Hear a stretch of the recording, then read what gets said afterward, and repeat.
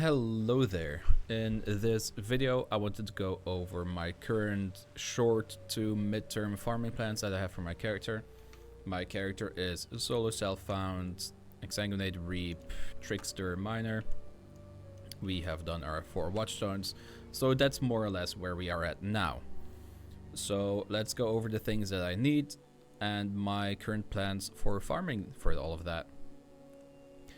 So what I need right now is better gear.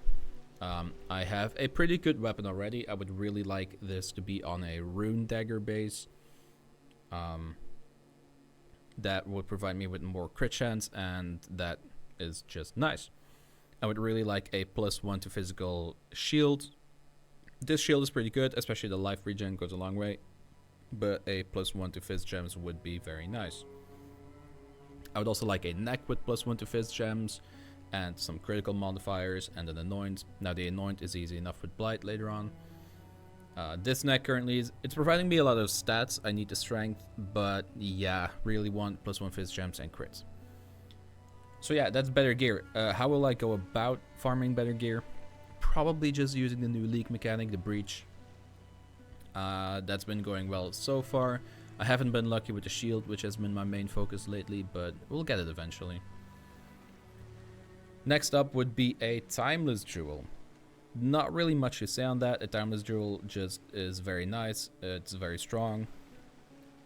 So to farm a timeless jewel, I will be running Legion. That's it, really. Next up, for like short to mid to long term crafting, I really need 2 things. I need divine orbs. Divine orbs, I haven't had a single one drop yet, even though I've been playing for a decent bit. So yeah, I really want to get started with some meta crafting. Would be nice. And I also need Gemcutters prisms. Why? Because I want a 2120 Reap.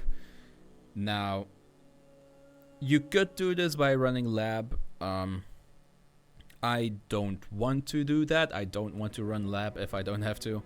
So instead, I'm planning on getting my Gemcutters prisms, my quality, from Heist. Now, Heist is great for both Divines and Prisms because you can get Divine Orbs from Blueprints at the end, and you can get Prisms just because you can get a lot of quality gems.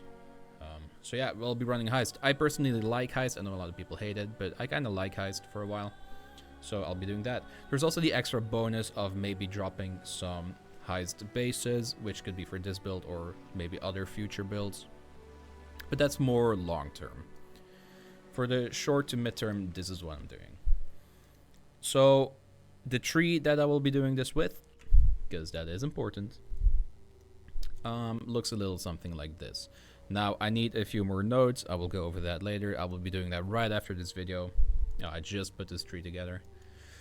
First off, Legion. Now, Legion, I basically just clicked all of the nodes except for these. I haven't done that much Legion in the past, so I'll be feeling it out first. If it's going well, if it's easy, I'll click this, which makes the mobs tank here. Will depend on how it feels. Next up would be Heist. You can see I basically clicked most of the Heist mods. I didn't take Huck, which is whatever. One thing I want to mention for Heist, I go into level 3 job chance. I do this because you really want Gianna to run contracts with. You want her to have as many contracts as possible because she is the cheap blueprint revealer. I go into level 3 jobs because if you give Gianna a +1 to all jobs item, you can run level 3 perception contracts. So having a minimum of level 3 is nice to get a lot of options to run with her. Even though deception is the main one you want to run because they're fast. Once you run out, you're on solo self-found, you want more options, so level 3 perception would be great. Finally, I just fill out the tree with currently Searing Exarch. I really want some Exarch currency. Once I have enough of that, I'll go into either. You know, you can take either of those. Took some extra Scarab drop chance. And I will likely be going into Harbinger once I get the rest of my points going, so I can get started on annulment orbs and, if I'm lucky, fracturing orbs, which is all of that is more long term, but while we have extra points, might as well put them to good use. So that is my current plan. Hopefully that was interesting. Maybe some of you are like, yeah, that sounds good, I'll be doing the same. Maybe you have different plans. Obviously, if you're on trade, you have a lot more options, but if you're in SSF as well and you have different plans, let me know. Maybe you tell me something interesting I'm not aware of. It could very well be a thing. First time playing this build, first time crafting and farming for it, so you know. That was it. That was that.